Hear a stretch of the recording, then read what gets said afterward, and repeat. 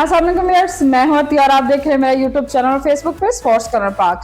आज कुछ चटपट न्यूज़ के साथ आपकी खिदमत में हाजिर हैं। कुछ नई अपडेट थी, कुछ नई बातें थी जो जिनसे आपको आगाह करना हमारा फर्ज है। उसी अपडेट के साथ मैं हाजिर हुई हूँ। आज सबसे पहले हम चीज़ एक डिस्कस करते हैं जो पाकिस्तान में कुछ दिनों से हाइप क्रिएट किया हुआ है। एक टॉपिक जो कि चैंपियन ट्रॉफी के हवाले से 2025 में जो पाकिस्तान मेज़बानी कर रहा है उसके हवाले से है। और ये तो एक मसला पाकिस्तान में बन गया है कि आगे जाके भी 2025 में क्या ये पाकिस्तान में होगी या नहीं होगी, या हाइब्रिड मॉड्यूल जो है वो पेश किया जाएगा।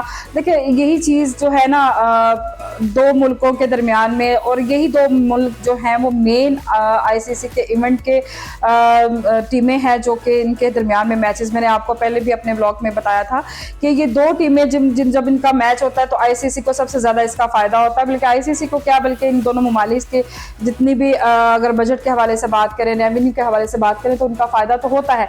लेकिन अभी जो सबसे मेन इशू बना हुआ है जो कि पाकिस्तान उसकी, ये तो एक अफसोस सी बात है कि अगर पाकिस्तान मेज़बानी कर रहा है तो वो तो चाहेगा कि उसके मुल्क में जो है वो वहीं पे खेली जाए। लेकिन ये कॉमन सेंस की बात है।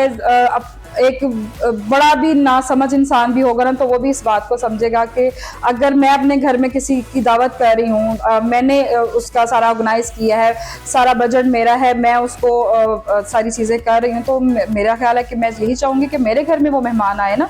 ये तो नहीं चाहूँगी कि मैं उसके प्लेस पे या उसकी मर्जी पे मैं जाके तो वहाँ पे उसकी दावत कर रही होती हूँ। ये चीज़ तो ये मैंने डिसाइड करना है। लेकिन यही मसला बना हुआ है पाकिस्तान और इंडिया के दरमियान के जी, वो कह रहे हैं कि जी हम यहाँ पे प्ले नहीं करना चाह रहे, हम दुबई यहाँ हमें ऑप्शन में दिया जाए, या श्रीलंका हमें दुबई में दिया, जो श्रीलंका है उस वहाँ पे हमें प्ले करवाया जा सके। देखिए, ये चीज़ें जो है ना, ये एक ज़िद बन गई है आप लोगों की। आप लोगों के जो जितने भी जर्नलिस्ट हैं, आपके साबिक जितने भी एक्स क्रिकेटर्स हैं, आपके इवन के अब तो क्रिकेटर्स इसमें आ गए हैं। जो करंट क्रिकेटर्स हैं, कुछ हमारे तरफ से बयानात आ रहे हैं, कुछ आपकी तरफ से बयानात आ रहे हैं। जब तक ये ट्रॉफी होगी नहीं, ये चीज़ें हमारे दरमियान में डिस्कशन चलती रहेगी कि उन्होंने ये कह दिया, उसने ये कह दिया, हमारी तरफ से ये जवाब चला गया, उनकी तरफ से ये जवाब आ गया। ये जब तक ट्रॉफी नहीं होनी, जब तक ये मैदान में नहीं उतरेंगी दो टीमें, ये चीज़ें चलती रहनी है, ये डिस्कशन चलती रहनी है। जैसे मैंने अभी आपको पिछले अपने ब्लॉग से, हम तो साथ साथ आपको अपडेट करते रहते हैं। जैसे मैंने लास्ट ब्लॉग में आपको बताया, हरभजन सिंह, इरफान पठान, या जैसे अभी शामी जो है उनके जो बॉलर है उनका बयान, फिर हमारी तरफ से भी कुछ लोगों के जो बयान जा रहे हैं। सलमान भट्ट ने कुछ कहा, हसन ने जो अली हसन जो हमारे क्रिकेटर हैं जो अभी प्ले कर ही रहे हैं, उन्होंने हसन ने बयान दिया कि जी हमें जो है वो खेल रहे हैं तो इंडिया ने यहाँ आगे खेलना है तो खेले, नहीं तो हमारा क्रिकेट में तो कोई फ़र्क नहीं पड़ता। देखिए, ये चीज़ें चलती, लेकिन सबसे पहले उसने पॉजिटिव भी ये बात कही है। बात बयानात दोनों के सेम हैं। अगर हरभजन और उनकी बात करूं कि जी आपने यहाँ के खेलना तो खेले, आपकी वजह से हमारी क्रिकेट पे कोई फ़र्क नहीं पड़ता, तो हरभजन सिंह ने भी यही बात की। लेकिन इन दोनों में डिफरेंस मैं आपको बता दूं कि हसन अली ने एक बड़ा पॉजिटिव भी इसके साथ वो कहा कि हम चाहते हैं कि जो इंडिया है वो पाकिस्तान आके प्ले करे, पाकिस्तानी क्रिकेट जो है वो इंडिया जाके प्ले करे। ये एक पॉजिटिव उसने वे से बात की थी। अगर नेगेटिव के साथ नेगेटिव कुछ लोग जोड़ रहे हैं तो वो गलत कर रहे हैं, क्योंकि हरभजन सिंह ने तो नफरत फैलाने वाली बात को प्रमोट किया कि जी हमारा गुजारा इंडिया के बगैर, हमारा गुजारा पाकिस्तान के बगैर है, पाकिस्तान का हमारे बगैर गुजारा नहीं है। ये तो उसने एक वो क्या कहते हैं अपनी बेतुकी सोच का इजहार किया। लेकिन हसन अली की अगर मैं ये बात कहूँ तो उसने पॉजिटिव वे में बात की कि भाई हम तो चाहते हैं कि आप इंडिया आए, यहाँ पे प्ले करें, हमारे प्लेयर्स जो हैं वो वहाँ जाके प्ले करें। तो ये चीज़ें जो हैं वो उसने तो पॉजिटिव वे में कही हैं। और उसने कहा, उसने रोहित शर्मा के जैसे के नाम लिया कि रोहित शर्मा भी जैसे चाहते हैं कि हम क्यों नहीं इंडिया जाके भी ये चीज़ जो है वो प्ले कर सकते हैं, पाकिस्तान जाके हम लोग अपनी परफॉर्मेंस को क्यों नहीं दिखा सकते, हम तो चाहते हैं कि वहाँ जाके प्ले करें। ये होता है पॉजिटिविटी फैलाना, नेगेटिविटी चीज़ को कम करना। पहले थोड़ी इन चीज़ों में हम अपनी कहते हैं मसरूफियात में, अपने ज़िंदगी में, मसरूफियाती ज़िंदगी में इतनी प्रॉब्लम्स में गिरे हुए हैं। एक एंटरटेनमेंट के कुछ लम्हात होते हैं, उसको ही हम लोग अगर नफ़रत में गुजार देंगे या नफ़रत में चले जाएंगे तो हमारे पास बचता कुछ नहीं है। हमारे जो चेयरमैन हैं मोहसिन नकवी साहब, वो बजट के हवाले से कोलंबो में उनकी मीटिंग थी, वहाँ पर गए थे और सक्सेसफुल ये मीटिंग हो गई है, बजट अप्रूव हो गया है। बजट के लिए गए थे, बजट ही वहाँ पे अप्रूव हुआ है। जहाँ पे प्लेस की बात है कि जी पाकिस्तान कहाँ पे मेजबानी कर रहा है वो अभी फाइनलाइज नहीं हुई है। ये बार बार हम आप लोगों को बता रहे हैं, ये फाइनलाइज नहीं हुए। जो लोग कह रहे हैं कि हाइब्रिड मॉडल जो है उसकी तरफ जाएंगे, इंडिया पाकिस्तान आके प्ले नहीं करा, ये अभी कुछ फैसला नहीं हुआ, अभी होना है। इसको अक्टूबर नवंबर में पेंडिंग किया गया है कि तब जाके हम फैसला करेंगे, क्योंकि इस दौरान जो है वो जो आईसीसी है वो यहाँ पे, या बीसीसीआई यहाँ पे अपनी जो न्यूट्रल कंपनीज एजेंसीज हैं वो यहाँ पे भेजेगा, अपनी सिक्योरिटी थ्रेट को, अपने खदशात को वो दूर करेगा। देन इस चीज़ का वो फैसला किया जाएगा। इससे पहले जितनी बातें बन रही है ना कि जी यूं हो जाएगा, ऐसे हो जाएगा, तो ये सब बातें ही हैं, मन घड़ बातें हैं, इन पे आप लोग कान प्लीज मत रखिएगा। पॉजिटिव सोच रखें, पॉजिटिव ही होगा। नेक्स्ट देखते हैं इसका प्लेस का क्या फैसला होता है। बजट प्रूफ हो गया, ये हमारे लिए एक अच्छी पॉजिटिव बात है कि मेज़बानी जो है वो पाकिस्तान का रहा है। ये ट्रॉफ़ी होगी, ये ट्रॉफ़ी ख़त्म नहीं होगी या कैंसिल नहीं होगी या इसको पोस्टपोन नहीं किया जाएगा, ये अपने मुकर्रर वक्त पे ही होगी। सिर्फ प्लेस का इशू है, वो अक्टूबर नवंबर पे उसका फैसला छोड़ते हैं, देखते हैं कहाँ पे इसका प्लेस फाइनल होता है। अगर हम बात करें ना बीसीसीआई की, आईसीसी की और एसीसी की, तो मैं इसके पीछे की एक बैकग्राउंड हिस्ट्री आप लोगों से शेयर करना चाहूँगी कि जैसे आप जानते हैं 5 साल जय शाह ने जो है वो बीसीसीआई में एज आ जनरल सेक्रेटरी वहाँ पे काम किया। एसीसी में उन्होंने 3 साल जो है वो एज आ वहाँ पे चेयरमैन की हैसियत से काम किया। अब जैसे कि उनका जो रुझान है वो आईसीसी के चेयरमैन बनने का है, और जितनी प्लानिंग और जितना उस चीज़ में मैं आपके साथ शेयर भी करती चाहूँगी, आपके माइंड में जो थॉट है वो भी क्लियर होते जाएंगे कि ऐसे कैसे पॉसिबल है कि ऐसी सब चीज़ें कैसे इतनी इजी होती चली गई, या ये जो अभी वर्ल्ड कप इंडिया ने जीता वो इतना पॉसिबल कैसे हो गया। और अभी आईसीसी में जय शाह का चेयरमैन बनना, फिर बजट के हवाले से मैं भी आपसे बात करती हूँ। जो आईसीसी के बजट का जो 2024 से 2027 तक का है उसमें क्या प्ले कर रहा है ये, या इंडिया का वहाँ पे क्या रोल चेंज हुआ है।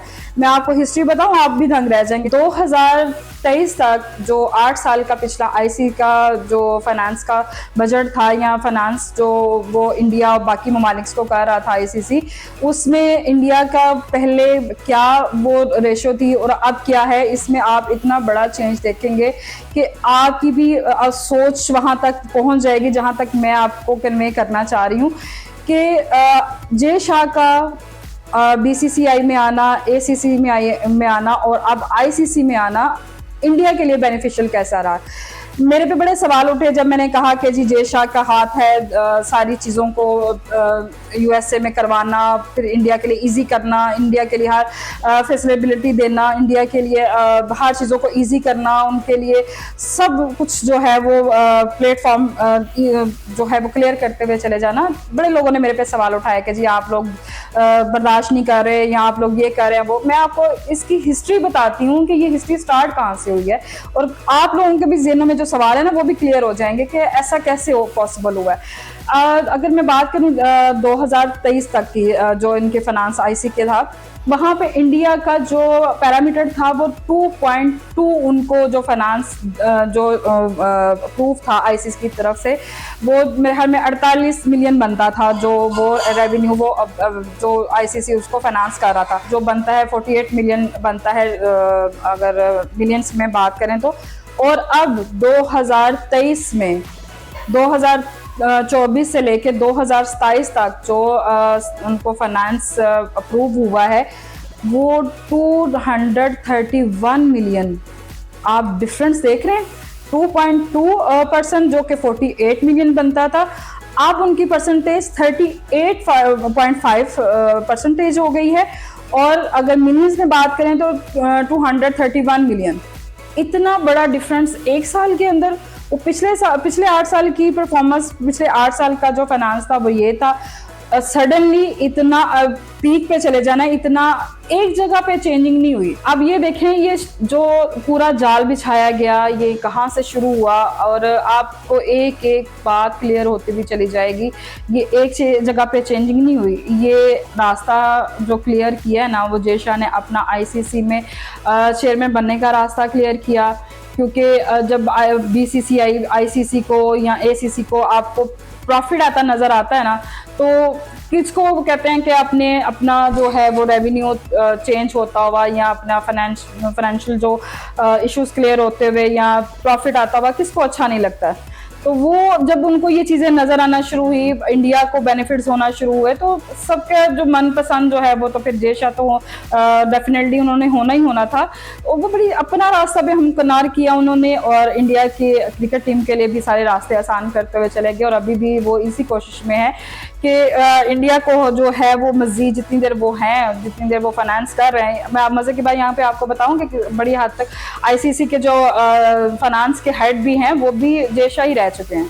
तो फाइनेंस में इंडिया को इतना प्रमोट करना और सारे बेनिफिशियल इंडिया की तरफ कर देना, और अब जाके जो चैंपियन ट्रॉफी में भी आप लोग वहाँ पे भी इस तरह की चाले चलेंगे या ऐसी चीजें जो करेंगे, तो वो फिर आप नजर आ रहे हैं, आप अपना आप जाहिर कर रहे हैं, आपके पर्दे उठ रहे हैं, आप लोगों पे अया हो रहे हैं। ये ऐसा नहीं कि लोग अंधे हैं, लोग पागल हैं, उनको समझ कुछ नहीं आती, सबको सब कुछ समझ में आ रहा होता है कि 2023 में एक साल में ऐसी क्या चेंजिंग हो गई। ठीक है, मान रहे हैं इस बात को कि इंडिया इस वक्त जो रेवेन्यू है वो जनरेट ज्यादा कर रहा है, वहां से क्रिकेट की जो ज्यादा जो अगर फाइनेंशियली बात करें तो वो ज्यादा रेवेन्यू वहां से आ रहा है, कमर्शियल के हवाले से बात करें तो वो वहां से आ रहा है। लेकिन इसकी प्लानिंग कहाँ पे हुई है, इसका प्लान कहाँ पे किया गया। इसका मतलब ये तो नहीं है कि आप बाकी मुल्कों का जो टैलेंट है उसको खत्म कर दें, जो इतनी इतनी टीमें बैठी हुई हैं, इतने इतने प्लेयर्स बैठे हुए हैं, इतना इतना नाम बैठा हुआ है, आप उसको जीरो कर दें, आप उसको सुपर 8 में ना जाने दें, आप उसको सेमीफाइनल में हरा दें, उनको फाइनल में गंदा कर दें। ऐसा तो नहीं हो सकता ना। आप कहते हैं ना कि वो एक चीज जहां तक भी जाएगी एंड तो उसका होता है, चाहे अच्छी चीज हो या बुरी चीज हो, एंड तो उसका होता है। तो मैं अगर बेशक ये मैंने आपको जैसे परसेंटेज बताई है कि 2024 से 2027 तक जो इसका फाइनेंस दिया गया और इसकी कैटेगरीज क्या रखी गई हैं वो भी मैं आपको क्लियर करती हूँ। अगर इसकी कैटेगरीज के हवाले से हम बात करें कि इन्होंने पैरामीटर्स क्या रखे हैं, 3 चीजों पे इसको पैरामीटर किया गया है कि क्रिकेट, परफॉर्मेंस और जो है कमर्शियल। अगर मैं उसमें देखूं कि अगर क्रिकेट के हवाले से बात की जाए तो Australia, south Africa, England, West Indies, Zimbabwe और पाकिस्तान। मैं पाकिस्तान को इसमें पीछे नहीं वो कर सकती कि अगर पाकिस्तान को मैं कहूँ कि नहीं जी वो परफॉर्मेंस पे बिल्कुल जीरो है, मैं अपने मुल्क को इतना वो नीचे ले जाकर वो नहीं कर सकती, क्योंकि सबको पता है T20 में परफॉर्मेंस किसकी क्या रही है, कोई भी इस चीज़ से अनजान नहीं है। और अगर आज आकर हम कह दें कि नहीं परफॉर्मेंस सबकी बुरी होती हैं, क्या आप लोगों ने इंडिया के अगेंस्ट ऑस्ट्रेलिया को गंदा नहीं किया, साउथ अफ्रीका को नहीं किया, बांग्लादेश को नहीं किया, श्रीलंका को नहीं किया, किसको नहीं किया? आपने सबकी परफॉर्मेंस को जीरो किया सिर्फ इंडिया को आगे लाने के लिए। तो यहाँ पे पाकिस्तान के साथ भी यही हुआ है। वो बैड लग गया है कि हमारे में यूनिटी नहीं है, हम लोग एक साल में जाके एक चेयरमैन वो जो आईसीसी की मीटिंग अटेंड कर रहा होता, अगले साल दूसरा चेयरमैन जाके उसको वो पिछले को पता ही नहीं होगा अगली मीटिंग क्या थी या उसने पीछे से क्या बैकग्राउंड था हमारे। तो यहाँ पे वो जो चेयर म्यूजिक वाली गेम होती है ना वो चल रही है, वो चल रहे हैं, कौन सी सीट पे बैठ जाएगा वो जाके आईसीसी से जाके मीटिंग कराएगा, बीसीसीआई से मीटिंग कर लेगा, यहाँ पाकिस्तान का जो क्रिकेट बोर्ड है वो संभाल लेगा। तो यहाँ पे तो ये चीज़ चल रही है, वहाँ पे प्लानिंग प्लॉटिंग हो रही है। आप लोग इस चीज़ को क्लियर क्यों नहीं अपने माइंड को कर रहे हैं कि अगर हम लोग अच्छा मैं बात कर रही थी, मैं उसी पॉइंट पे आती हूँ कि जी ये 3 जो है वो कैटेगरीज में इसको डिवाइड किया गया है, क्रिकेट, परफॉर्मेंस और जो है वो कमर्शियल के रेवेन्यू के हवाले से। क्रिकेट में तो खैर उन्होंने जी इंडिया को उसमें वो किया है नंबर 1 पे। सेकंड अगर हम बात करें तो परफॉर्मेंस के हवाले से ऑस्ट्रेलिया पहले नंबर पे आ रहा है और सेकंड पे इंडिया हाईएस्ट जो है। अच्छा, उन्होंने परफॉर्मेंस को भी कैटेगराइज कैसे किया वो भी मैं आपको मजे की बात बताती हूँ। तो परफॉर्मेंस के हवाले से पिछले 5 साल का रिकॉर्ड नहीं, 10 साल का रिकॉर्ड नहीं, 16 साल के रिकॉर्ड को जो है वो मेंशन किया गया, क्योंकि 16 साल में एक दफ़ा आईसीसी का जो इवेंट है वो इंडिया के नाम आता है, तो इस वजह से 16 साल को मेंशन किया गया यहाँ पे। और जहाँ पे कमर्शियल रेवेन्यू की बात करते हैं वो तो सबको आया है कि जी इंडिया जो है वो इस टाइम जो कमर्शियल के हवाले से वो सबसे ज़्यादा रेवेन्यू दे रहा है आपको। तो ये 3 कैटेगरी जो तीनों की बेनिफिट में जा रही है, तीनों की बेनिफिट्स में जा रही हैं, तो कैसे पॉसिबल नहीं होगा कि ये आप 2.2 से 38.5 के डिस्टेंस पे चले जाएं, उतने परसेंटेज पे चले जाएं, और पाकिस्तान को सिर्फ 5 पॉइंट आईसीसी ने जो है वो अपना सालाना फाइनेंस जो हमारा सालाना जो 2024 से 2027 तक उनको दिया तो सिर्फ 5% है, और 38.5 जो है वो इंडिया का है। आप डिफरेंस देखें, आप अपनी सोचों को थोड़ा सा बढ़ाएं और देखें कहाँ पे क्या चीज़ हो रही है। अब पाकिस्तान के लिए अपनी मेज़बानी को बरकरार रखवाना कि वो पाकिस्तान में ही करे, काफ़ी डिफ़िकल्ट है। इस पे चीज़ों को हमें अब फोकस करना चाहिए, इन चीज़ों को हमें देखना चाहिए। इसी के साथ मैं आज का टॉपिक को यहाँ पे क्लोज करती हूँ। मुझे इजाज़त दीजिएगा, हमारे चैनल को सब्सक्राइब कीजिएगा, लाइक कीजिएगा और शेयर कीजिएगा। अल्लाह हाफिज़।